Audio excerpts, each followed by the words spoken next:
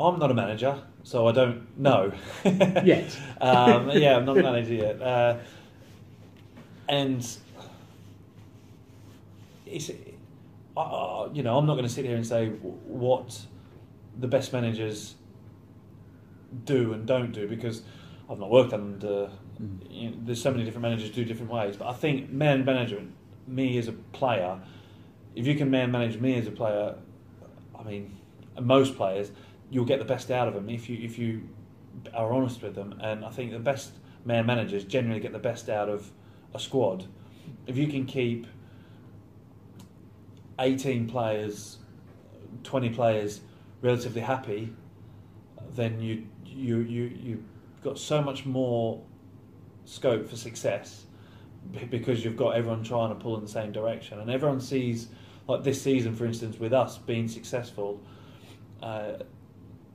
is because we've had a nucleus of probably 18 to 20 players who are all pulling in the same direction, who all 100% are behind the manager and the staff, and we trust their judgment, we trust what they do without question.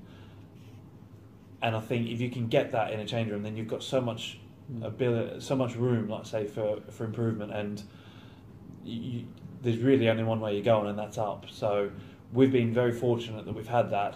I think the experienced players we've got at the squad are very good.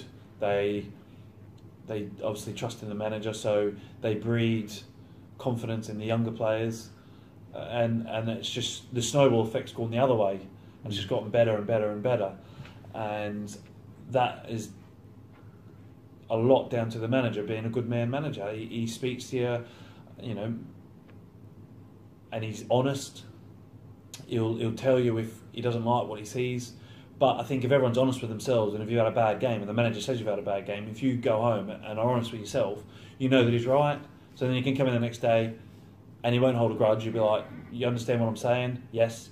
Move on. That's fine. I think there might be some players from last season that'll probably say the opposite, because they probably heard what they didn't want to hear. But he was just being honest. That's the kind of person he is, the manager. And I think any self-respecting player would rather just be told honestly, good, bad, or indifferent from a manager, and generally that's what most players want is that honesty. And a good man manager will be honest with his players and not tell him one thing, oh, you're the best player, I like it, but then drop you next week, because then you send him mixed signals. You were rubbish last week, that's why you're not playing. You might not like it, but at least you've got to accept it. Yes.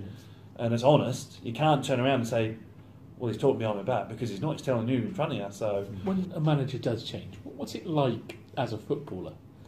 Do you all sort of sit in the lunchroom and think, what's going to happen next?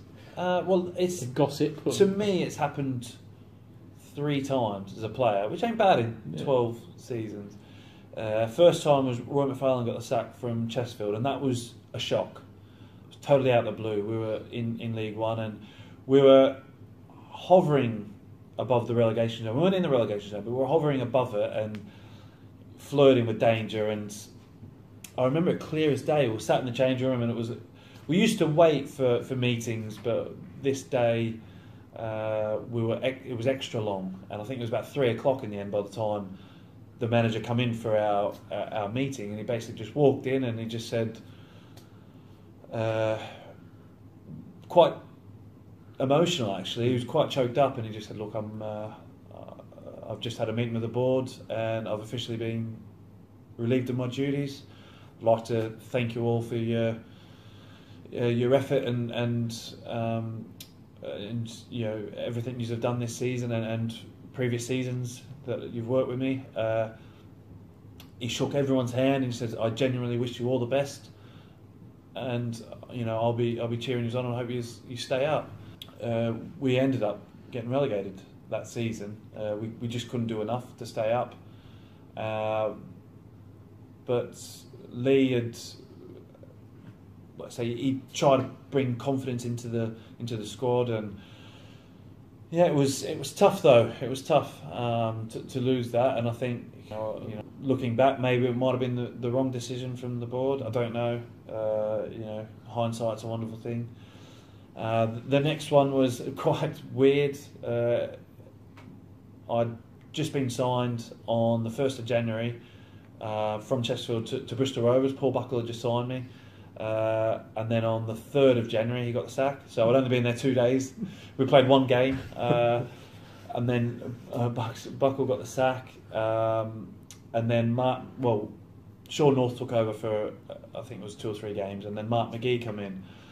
And it was a wake-up call, I think, to everyone, because I remember when he first came in, he was like, right, you aren't fit enough.